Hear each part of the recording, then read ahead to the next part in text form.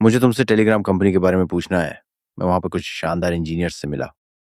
Telegram बड़ा ही efficient है। अगर हम बाकी टेक कंपनी से कंपेयर करें जो टेलीग्राम जितना स्केल अचीव करती हैं, तो उसके मुकाबले टेलीग्राम में एम्प्लॉयज़ बहुत कम हैं। तो कोर टीम में एक्चुअली कितने लोग हैं? जैसे कोर इंजीनियरिंग टीम में? कोर इंजीनियरिंग टीम में करीब 40 लोग हैं। इसमें back and, front end, designers और सिस्टम एडमिन्स शामिल हैं। क्या तुम इतने कम स्टाफ के साथ कंपनी चलाने की फिलॉसफी हमें समझा सकते हो? हमने जल्दी ही रियलाइज़ किया था कि एम्प्लॉइज़ की क्वांटिटी से प्रोडक्ट की क्वालिटी भी उतनी ही अच्छी होगी, ऐसा ज़रूरी नहीं है। ज़्यादातर ये उल्टा ही होता है।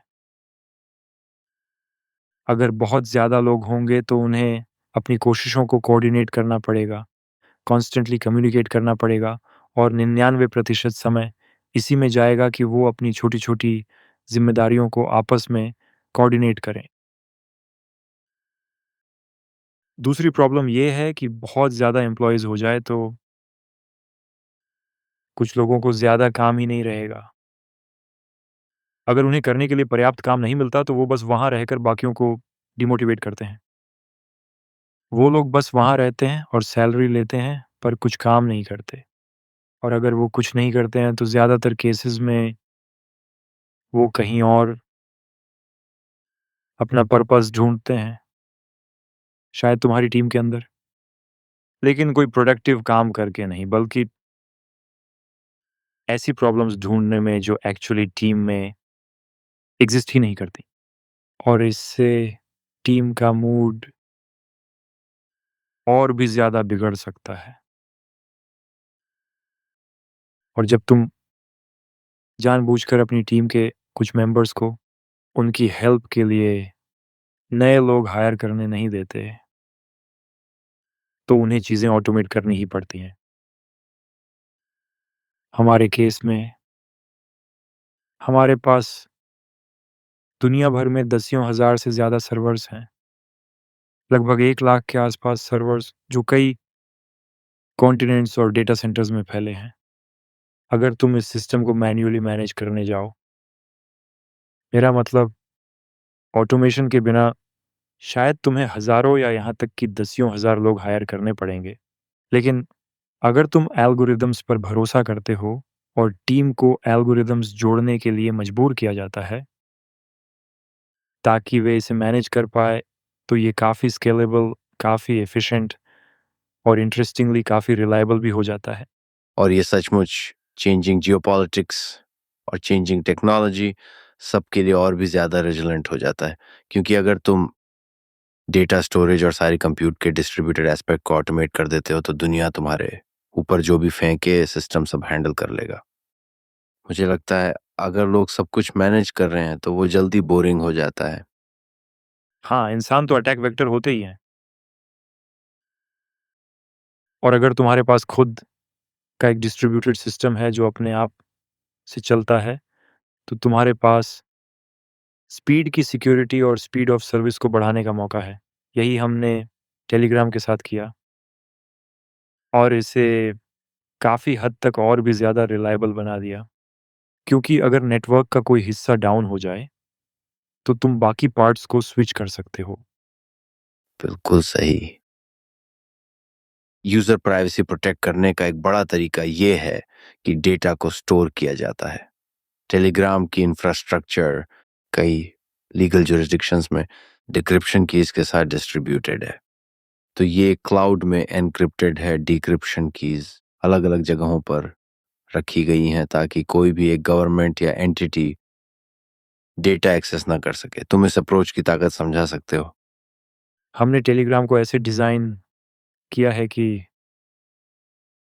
हम कभी नहीं चाहते थे कि कोई इंसान या कोई एम्प्लॉयी प्राइवेट मैसेजिंग डेटा का एक्सेस पा सके। यही वजह है कि 2012 से जब से हम इस डिज़ाइन पर काम कर रहे हैं, हमने हमेशा बहुत एफ़र्ट लगाया है ये एन्श्योर करने के लिए कि कोई भी इससे गड़बड़ ना कर पाए। जैसे अगर तुम एक एम्प्लॉयी हायर करते हो या कोई एग्जिस्टिंग एम्प्लॉयी है, तो वो सिस्टम को इस तरह से नहीं तोड़ सकते कि उन्हें यूज़र्स के मैसेज तक पहुँचने का मौका मिले। और फिर हमने end to end encrypted messaging launch की, जो और भी ज़्यादा सुरक्षित है। लेकिन इसकी भी कुछ लिमिटेशंस हैं, तो तुम्हें एन्क्रिप्टेड क्लाउड पर भरोसा करना पड़ेगा। तो ये हमारे लिए एक मज़ेदार इंजीनियरिंग चैलेंज था कि तुम ये कैसे पक्का कर सकते हो कि तुम्हारी टीम के अंदर या बाहर कोई पॉइंट ऑफ फेलियर ना बन सके। तो कोई भी एम्प्लॉय यूजर मैसेजेस तक पहुंच नहीं सकता। बस वही बात है। तुम जानते हो, हम एन्क्रिप्शन, प्राइवेसी, सिक्योरिटी जैसी चीज़ों की बात करते हैं। मुझे लगता है कि लोगों की सबसे बड़ी चिंता, जिसके बारे में गलत जानकारी भी है, वो प्राइवेट मैसेज के बारे में है। तो टेलीग्राम अपने यूजर्स के प्राइवेट मैसेज की बहुत ही ज़्यादा प्रोटेक्शन करता है। और तुमने ये भी बताया कि एम्प्लॉयज़ प्राइवेट मैसेजेस को एक्सेस नहीं कर सकते। पास्ट में क्या किसी गवर्नमेंट या इंटेलिजेंस एजेंसी ने कभी प्राइवेट यूजर मैसेजेस को एक्सेस किया है? नहीं, कभी नहीं। टेलीग्राम ने कभी एक भी प्राइवेट मैसेज किसी के साथ शेयर नहीं किया, चाहे गवर्नमेंट हो या इंटेलिजेंस सर्विसेज। अगर तुम किसी भी डेटा सेंटर लोकेशन में किसी भी सर्वर को एक्सेस करने की कोशिश करो, तो वो सब एन्क्रिप्टेड है। तुम सारे हार्ड ड्राइव निकाल के एनालाइज कर सकते हो, पर तुम्हें कुछ नहीं मिलेगा। सब कुछ इस तरह से एन्क्रिप्टेड है कि वो समझ ही नहीं आता। ये हमारे लिए बहुत ज़रूरी था। इसलिए हम पूरी तरह से कह सकते हैं कि टेलीग्राम से कभी भी किसी भी तरह का डेटा आज तक लीक नहीं हुआ है। प्राइवेट मैसेज के मामले में नहीं, और ना ही कॉन्टैक्ट लिस्ट्स के मामले में। क्या तुम भविष्य में ऐसा कोई सिनेरियो देख रहे हो जहां तुम गवर्नमेंट्स या इंटेलिजेंस एजेंसीज के साथ यूजर्स के प्राइवेट मैसेजेस शेयर कर सकते हो? नहीं, हमने सिस्टम ऐसा डिज़ाइन किया है कि ये नामुमकिन है। इसके लिए हमें सिस्टम बदलना पड़ेगा, और हम वो नहीं करेंगे क्योंकि हमने अपने यूज़र्स से वादा किया है। ज़रूरत पड़े तो हम किसी देश में टेलीग्राम बंद कर देंगे, लेकिन वो नहीं करेंगे। तो ये तुम्हारे मेन प्रिंसिपल्स में से एक है कि तुम यूजर की प्राइवेसी प्रोटेक्ट करोगे। मुझे लगता है ये ज़रूरी है।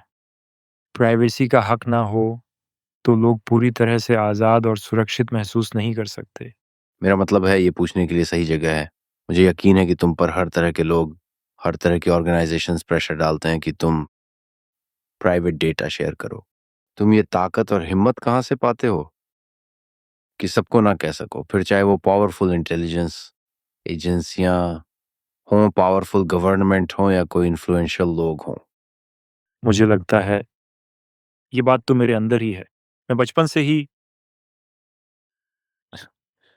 खुद के लिए और मेरी वैल्यूज़ के लिए खड़ा रहा हूँ। मुझे हमेशा टीचर से प्रॉब्लम रहती थी क्योंकि मैं क्लासेस में उनकी गलतियों को पॉइंट आउट करता था। और दिन के अंत में सबसे ज़रूरी है याद रखना कि तुम्हारे पास खोने को कुछ भी नहीं है।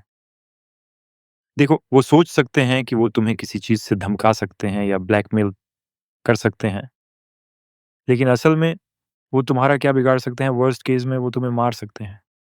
लेकिन इससे हम अपनी डिस्कशन के पहले हिस्से पर वापस आ जाते हैं। डर के साथ जीने का कोई मतलब नहीं है। टेलीग्राम की बात करें तो ये बहुत सक्सेसफुल है, लेकिन अगर 1 या 2 मार्केट में हम हार भी गए या फिर ऑलमोस्ट सभी मार्केट में भी, मुझे फ़र्क नहीं पड़ता। इससे मेरी सेहत पर कोई असर नहीं पड़ेगा, मैं तो वैसे भी अपने पुशअप्स करता रहूँगा, तुम समझ रहे हो ना? स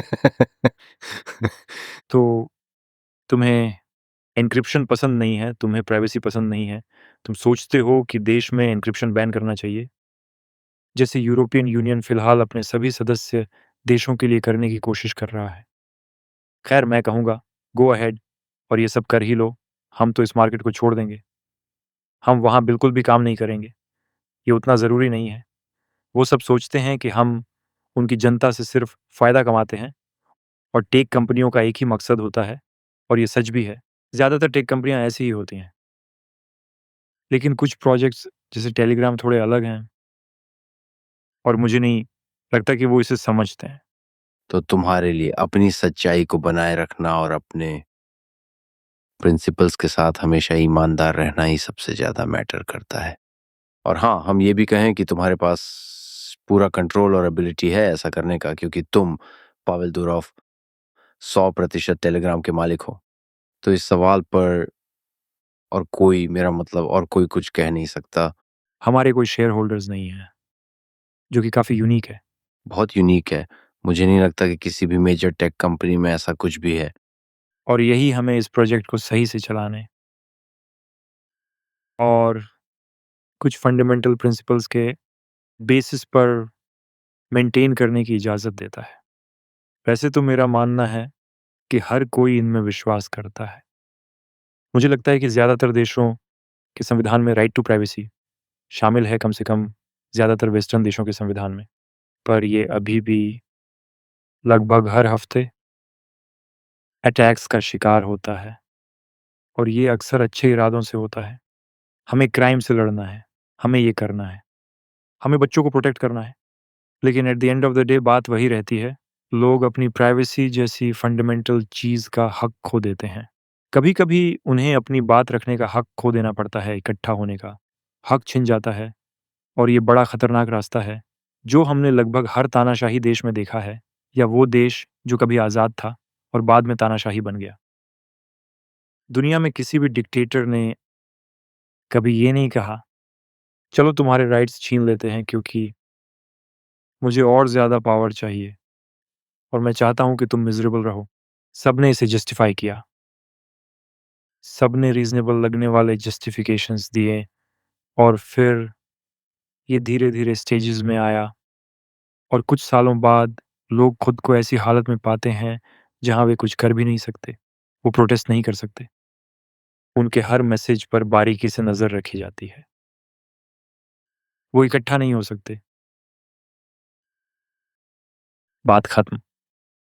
तो तुम टेलीग्राम को ऐसी जगह मानते हो जहां हर देश से हर तरह के लोग एक ठिकाना पा सकते हैं, अपनी बात कहने के लिए आवाज उठा सकते हैं। जो तुम कह रहे हो उस जियोपॉलिटिकल कॉन्टेक्स्ट में, जब गवर्नमेंट्स ऑटोक्रेटिक बनती हैं तो नेचुरली, और ये ह्यूमन नेचर है, गवर्नमेंट्स की नेचर है, वो सेंसोरियस ज़रूर बन जाती हैं। वो लोग सेंसर करना शुरू करते हैं और हमेशा इसे जस्टिफाई करते हैं, उन्हें लगता है कि वो अच्छा काम कर रहे हैं।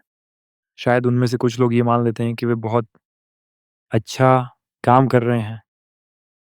लेकिन मज़ेदार बात ये है कि इसका नतीजा हमेशा ये होता है कि स्टेट को और पावर मिल जाती है, इंडिविजुअल की कीमत पर। और फिर ये कहाँ रुकता है? हम ह्यूमन्स सही बैलेंस ढूँढने में बहुत अच्छे नहीं होते और इस केस में सही बैलेंस केओस और ऑर्डर के बीच का है, फ्रीडम और स्ट्रक्चर के बीच का है। हम लोग अक्सर बहुत ज़्यादा कर देते हैं। लगता है कि तुम अब भी खुद को लिबर्टेरियन मानते हो। गवर्नमेंट में कुछ ऐसा होता है कि समय के साथ वो नेचुरली और भी बड़ी ब्यूरोक्रेसी बना लेते हैं और उस ब्यूरोक्रेसी की मशीन में पावर लगातार एक्यूमुलेट होती जाती है। और हमेशा ऐसा नहीं होता कि उस ब्यूरोक्रेसी का कोई इंडिविजुअल मेंबर ही उन इनिशियल प्रिंसिपल्स को करप्ट करता है जिन पर गवर्नमेंट की नींव रखी गई थी। लेकिन टाइम के साथ तुम भूलने लगते हो, सेंसर करने लगते हो, लोगों की आज़ादी, उनकी बोलने की एबिलिटी, अपनी आवाज़ रखने की, वोट करने की आज़ादी को लिमिट करने लगते हो और धीरे-धीरे ये हो ही जाता है। और गवर्नमेंट कोई काल्पनिक कॉन्सेप्ट नहीं है। गवर्नमेंट असल में लोगों से बनी है और इन लोगों के अपने गोल्स होते हैं। वो तो नेचुरली यही चाहेंगे कि उनका इन्फ्लुएंस लेवल बढ़े, जिससे उनके पास और भी ढेर सारे सबॉर्डिनेट्स हों, ज़्यादा रिसोर्सेस हों और इसी तरह तुम एक एंडलेस लूप में फँस जाते हो। जैसे ever increasing taxes, ever increasing regulation, जो आखिरकार इस फ्री मार्केट, फ्री एंटरप्राइज़ और फ्री स्पीच को मार देता है। तो हाँ, तुम्हें बहुत ही सख्त लिमिटेशंस रखनी चाहिए कि गवर्नमेंट अपने नागरिकों की कीमत पर किस हद तक अपनी पावर बढ़ा सकती है। हैरानी की बात है कि वो लिमिटेशंस नहीं हैं, जबकि वो हर देश में होनी चाहिए, खासकर उन देशों में जिन्हें फ्री माना जाता है। माना जाता है कि संविधान को सबकी सुरक्षा करनी चाहिए। लेकिन मज़ेदार बात ये है कि ये हमेशा ही ऐसे काम नहीं करता। वो लोग एक्सेप्शंस ढूँढने के लिए कुछ बहुत ही ट्रिकी तरीके अपनाते हैं और फिर एक्सेप्शन ही रूल बन जाता है।